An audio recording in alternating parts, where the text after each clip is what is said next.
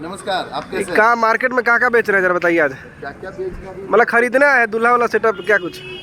हाँ, शॉपिंग करने आए हैं। हमारी पूरी फैमिली आई है, जिसमें मेरे पिताजी बने हैं संजय पांडे जी, और माँ जी हैं मेरे माया यादव जी, और भाई बने हैं राकेश बाबू करके, वो हैं, भाभी हैं प्रेरणा जी, तो और पल्लवी है मेरी बहन। तो एक पूरी फैमिली है जो जा रहे हैं लड़की को देखने के लिए, और वहीं अभी शॉपिंग हम लोग कर रहे हैं। ये सीक्वेंस चल रहा है। गौरव भैया बहुत ठंडी लग रहा है, जैकेट दिला दिए ना।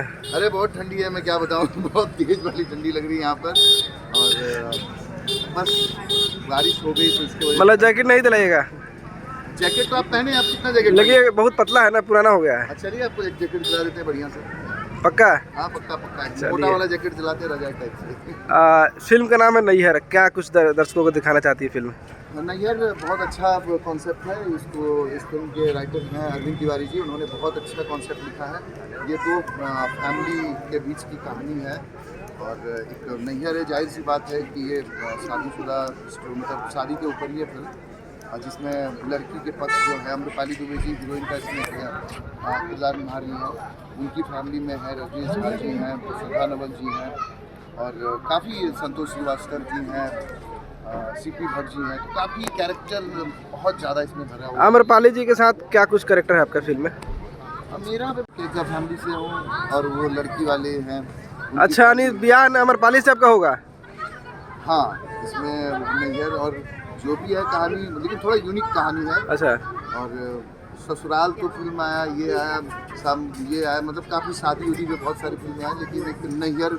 तब तो बहुत लड्डू फूट रहा होगा भाई, आम्रपाली से ब्याह होने वाला आपका। अरे मन क्यों लड्डू फूटेगा भाई, अब कमाल करते ही तो ऑन स्क्रीन वाली है। नहीं अभी क्या कलाकार है। गांव में जब नए नए लड़के को शादी होती है तो लड्डू फूटता है कि चलो ब्याह हो रहा है, अभी ठंडी का टाइम है।